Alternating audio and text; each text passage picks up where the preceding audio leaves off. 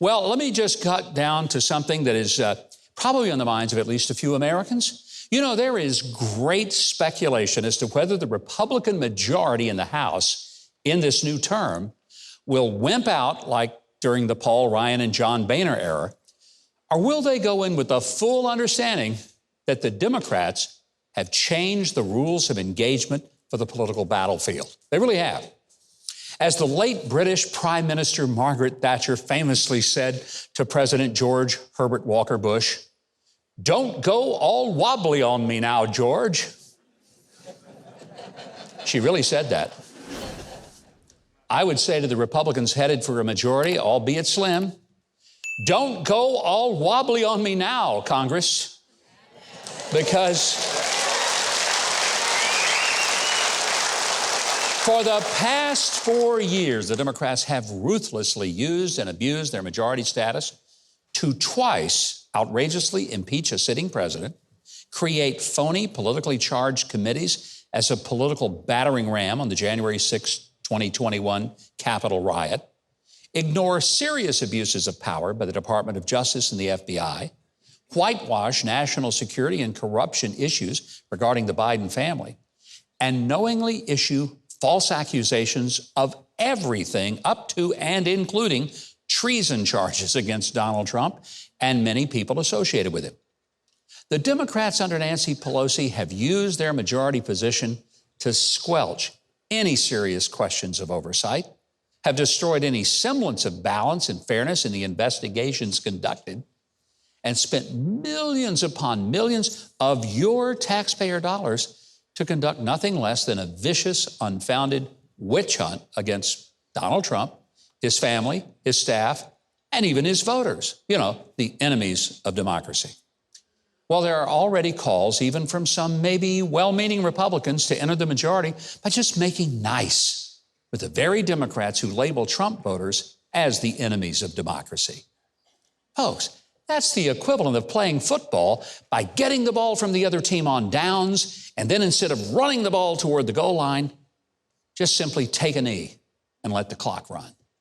Please, for heaven's sakes, no.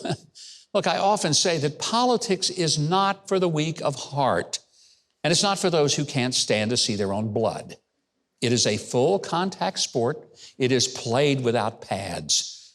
And thanks to the Democrats, the old rules of courtesy are no longer valid, if they ever were. By their methods, they have established that the party in power is to use any and all means to win.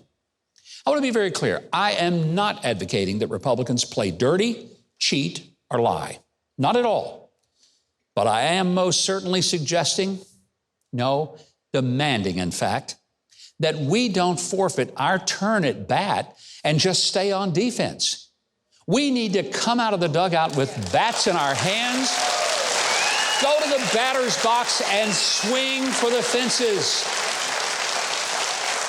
Hey, no wimping out, no taking a knee, no surrender to those who abused their power, lied about us, accused us of treason, and alleged that we are destroying the country and that we're the enemies of democracy. When we set up at the line of scrimmage, we don't need to do anything other than wait for the snap of the ball and then charge forward with all our strength. No time to go wobbly or to go woke. Voters did not put Republicans in the majority. Did not put Republicans in the majority just so they would enjoy some invitations to some nice wine and cheese parties in Georgetown, and so they could hang out with the swells and the elites. So I say to my Republican friends, if you aren't going to go big and fight for working class people, then for gosh sake, just go home. Just go home. Because truth is, we can't afford high energy prices, 8% inflation, an open border with human trafficking, lethal and illegal drugs, and criminals who get set free after committing violent crimes. People demand answers and accountability, and they deserve better than our taxpayer-funded public servants acting like frat boys. Anything less than that, and the Republicans don't deserve to be in the majority. It's time to lead. Time to lead. And it's time to fight for the fundamental principles of constitutional law, equal justice, and accountability. You bet. Hey, you. Yeah, I'm talking to you. Since you're still here, let me share something with you. If you click on the subscribe button below, hit that notification bell next to it, and click the like button, you know what that's going to do? Virtually guarantee that you don't turn into an AOC fanatic. Do it now, before it's too late.